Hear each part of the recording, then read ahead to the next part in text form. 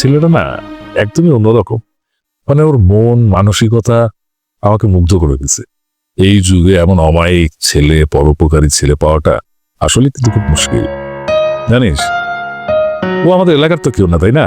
কিন্তু দেখ, আমাদের এলাকার সুবিধা বঞ্চিত জেলেদের জন্য ও কত কিছু চিন্তা করেছে। আজকে এসে আমাকে বলছে যে জেলেদের জন্য নাকি একটা ডিপ টিউবওয়েল দরকার, যাতে করে ওরা বিশুদ্ধ পানি খেতে পারে, কারণ লবণাক্ত পানি খেতে খেতে ওদের কিডনিতে প্রবলেম হয়ে যাচ্ছে। আরেকটা কথা বলেছে যে ওই একটা মেডিকেল ক্যাম্প করে দেওয়ার জন্য।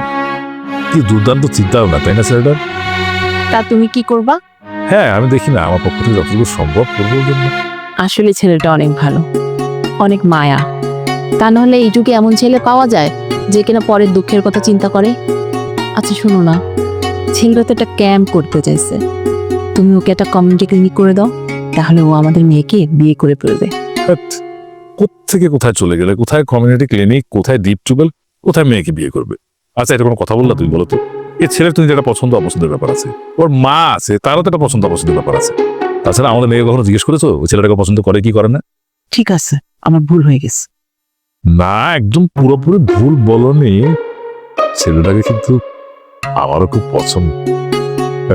ভাইজান, একটা কথা বলি। হ্যাঁ, বল না। কথাটা একদম ঠিক বলছেন আপনি। মানে পরে দেখলেন আর আসলে মনে হয় যে খুব ভালো একটা ছেলে, ঠিক আমাকে মুন্তাবার মতে।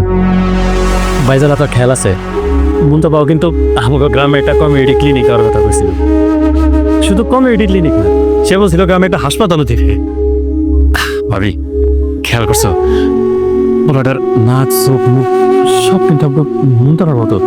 কেমন জানি মায়া মায়া লাগে খুঁজতে। আরে, যখন বাসায় কোনো শুভ কাজের আলাপ হবে তখন তোর ওই অশুভ মুখটা বন্ধ রাখবি, আর নয়তো আমি ভুলে যাবো যে তুই আমার ছোট ভাই, বুঝলি?